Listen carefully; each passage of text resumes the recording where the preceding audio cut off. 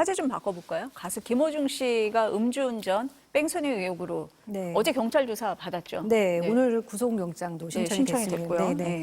그 어제 오후에 서울 강남경찰서에 자진 출석을 했는데요. 사고 12일 만이고 음주 사실을 시인한 지는 이틀 만이었습니다. 그러니까 지난 주말까지만 해도 김 씨는 변호인을 통해서 수일 내로 경찰에 자진 출석하겠다. 그래서 음주운전 사실을 인정을 하고 그래서 그러니까 경찰이 출석을 하면서 공개적으로 본인의 입장을 밝히지 않겠나 시선이 쏠렸었는데요.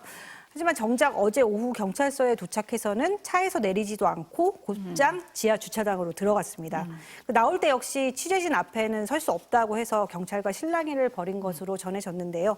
결국 조사가 끝나고도 6시간을 버티다가 모습을 드러냈습니다. 김호중 씨 발언 내용 직접 들어보겠습니다. 죄인이 무슨 말이 필요하겠습니까? 조사 잘 받았고 또 남은 조사가 또 있으면 성실히 받도록 하겠습니다. 보신 것처럼 이제 몰래 출석한 거 두고도 말이 많거든요. 네. 음주운전도 은폐하더니 경찰 출석도 취재진 몰래 하냐 이런 비난인데 네. 경찰이 봐준 거 아니냐 막 이런 얘기도 나왔습니다. 네, 어때요? 그러니까 도둑 출석이라는 말이 나올 정도로 그 취재진과 여론의 그러게요. 질책이 6시간이나 거셌는데요. 버텼다고 네네. 하는데. 그래서 경찰이 특혜 준 거 아니냐 네. 의혹까지 불거지게 된 네. 거죠. 그래서 경찰도 당황한 듯 바로 이제 해명을 내놓기는 했습니다. 경찰서 그 신축 설계 당시에 동선 자체를 바로 올라올 수 있게끔 만들었다. 그러니 김호중 씨가 뭐 지하 봐준 건 아니다. 주차장으로 들어간 건 특혜가 아니다. 피의자에게 뭐 특혜를 줬다거나 본인이 지하로 출석하겠다. 네. 뭐 이렇게 요청한 부분은 없다. 평상시 진행하던 대로 했다. 오해 없으셨으면 좋겠다. 뭐 이런 네. 설명을 내놨다고 합니다. 어쨌거나 그 경찰은 오늘 오전 11시쯤에 김호중 씨에 대해서는 특정 범죄 가중처벌법상 위험운전치상 도주치상 혐의를 적용해서 구속영장을 신청했습니다. 또 소속자 대표에 대해서는 범인 도피 교사 혐의, 본부장 전모 씨에 대해서는 증거인멸 등의 혐의를 적용해서 함께 구속영장을 신청을 했는데요. 특히 그 본부장 전모 씨는 메모리 카드를 내가 삼켰다 이런 진술을 한 것으로 알려졌습니다. 그 영장 실질 심사 일정은 아직 나오진 않았는데 빠르면 내일도 가능할 것으로 보입니다. 변호사님, 근데 김호중 씨가 이제 처음에는 부인을 하다가 음주운전 사실을 시인도 하고 자진 출석도 했는데 구속영장을 청구를 했어요. 처음에는 영장 신청을 피하려고 일어나 생각을 했는데 어떻게 보세요? 구속 여부까지. 아니 일단요. 이제 김호중 씨는 처음에 술 먹고 운전했는데 음주운전을 이제 시인한 게 열흘 걸렸단 말이에요. 그렇죠. 근데 열흘도 그냥 걸린 게 아니에요. 본인이 뭐 술을 안 마셨다고 했다가 술잔을 입에만 댔다고 했다가 네. 차를 마셨다고 했다가 근데 굉장히 그 과정을 보면 죄질이 굉장히 불량하다고 볼 수 있고 두 번째는 음주운전 이후에 어떤 증거인멸이랄지 범인 도피 행위를 한 거 아닙니까? 네. 그것도 사실은 일반적인 사례에서는 뭐 아주 범죄의 행태가 좋지 않습니다. 그런데 뭐 우리 문 기자께서 얘기하셨지만 지금 경찰 출동하는 과정에 있어서도 네. 김호중 정도의 어떤 스타성을 가지고 있다고 한다면 지금 본인이 일단 음주운전에 대해서 사과했지 않습니까? 그러면 그 사과 자체의 어떤 진정성을 보이기 위해서는 당연히 경찰 포토라인에 서야죠. 이건 인권에 관한 문제가 아니에요.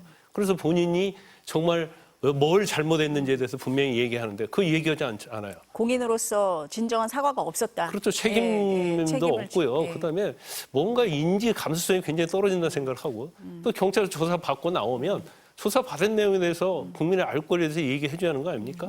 근데 나가라고 하니까 밖에 기자들 쓰니까 안 나간다 6시간 버텼다는 거 아니에요. 그런 걸 보면 이 어떤 사과나 어떤 이런 면에서 진정성이 있는가 이런 좀 문제가 있고 지금 언론 보도에 의하면 위험운전 치사상하고 이제 뺑소니로 영장이 청구됐다고 하는데 지금 여러 가지 상황을 보면 범인 도피랄지 증거인멸 교사 이런 게 제가 볼 때는 거의 인정이 된다고 보거든요.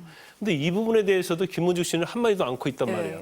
내가 교사를 했다, 시켰다, 시키지 않았다. 본인은 쏙 빠져 있어요, 지금. 그렇죠. 그래서 그 부분에서 얘기를 하고 있지 않아요. 그래서 그러니까 소속사 대표가 다 했다는 식으로 지금 나오고 그래요. 있는데요. 그래서 영장 범죄 사실 이 내용도 들어가 있는지 안 들어가 있는지는 모르겠지만 지금의 상황을 보면 김호중 씨는 사과를 한다고 하지만 진정한 사과로 볼 수 없고 일반 처음에 운전한 내용은 크게 영장이 발부될 정도 사안은 아니지만 그 이후에 하는 행태를 보면 영장을 당연히 발부해야 한다. 저는 뭐 그런 생각을 가지고 있습니다. 그 메모리 카드 얘기 아까 했는데 그 소속사 본부장이 블랙박스 메모리 카드를 삼켰다라고 했단 말이에요. 근데 김호중 이제 네. 스타고 워낙 돈을 많이 예, 벌어서 예. 모르겠는데 너무나 이제 조직적으로 하는 거예요. 아, 이건 좀 그러니까 메모리 황당하죠. 카드를 예. 뭐 폐기한다랄지 네. 뭐 물수에 던진다랄지 저수지에 던지는 사례는 있지만 이 삼키는 사례는 거의 없거든요. 그래서 이것도 한 개도 아니고 3개거든요. 그럼 저는 의구심을 갖고 있어요. 왜 3개를 삼켰다고 할까? 그건 굉장히 건강에도 안 좋은 거단 말이에요. 어디 던지고 그럼 마치 그러겠죠. 삼키는 것은 우리 영화 조폭영화 보면 그런 거 많이 나오잖아요. 네. 그런데 제가 볼 때는 아마 폐기했을 거예요. 근데 그렇겠죠. 폐기하면 네. 경찰이 추적을 하죠. 어디다 폐기를 했느냐.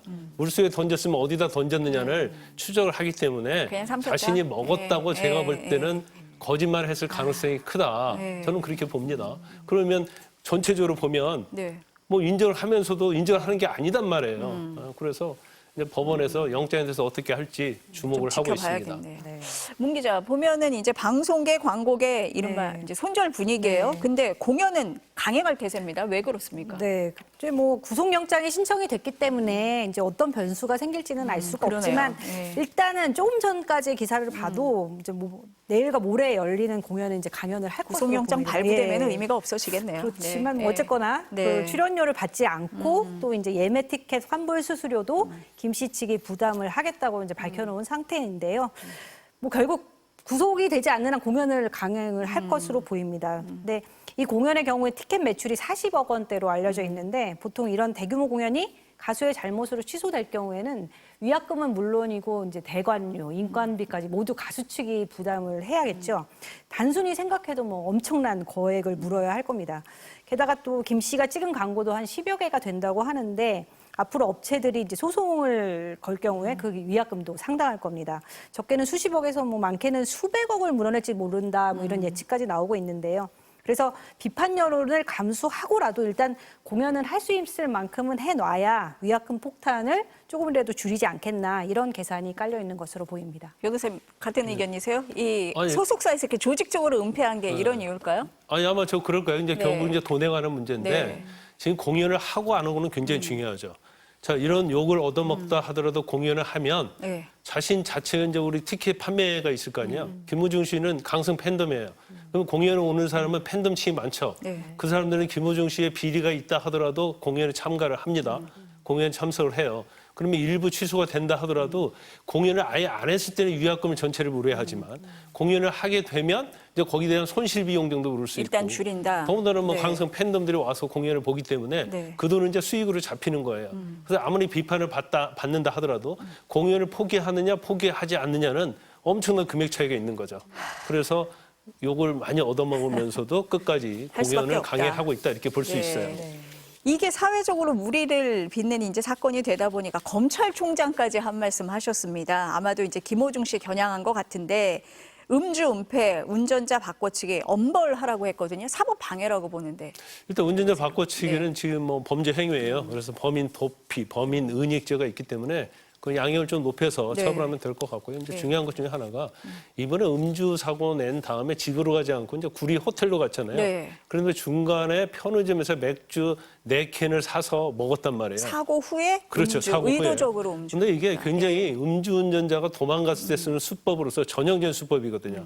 왜냐하면 술을 먹고 그다음에 잡혔을 때 음주 측정을 하면 네. 나는 운전할 때까지 술을 안 먹었고 먹었다. 음주 후에 술을 먹었다 해서 이제 경찰에 수사에 혼선을 주고 악의적이네. 그러면 결과적으로 기소할 수 없거든요. 네. 왜냐하면 음주 전에 수치과 운전 전의 수치와 음주 후의 수치를 분간할 수가 없기 때문에 그래서 이런 방법을 쓰는 거예요. 그래서 저는 일종의 음주 측정을 거부한 걸로 볼 수 있거든요. 더 나아가서 적극적으로 방해 행위라고 볼 수 있기 때문에 저런 경우에는 제가 볼 때는 음주운전을 한 것보다도 형량을 대폭 상향을 해서 뭐 일벌백계 하는 게 맞다 이렇게 봅니다.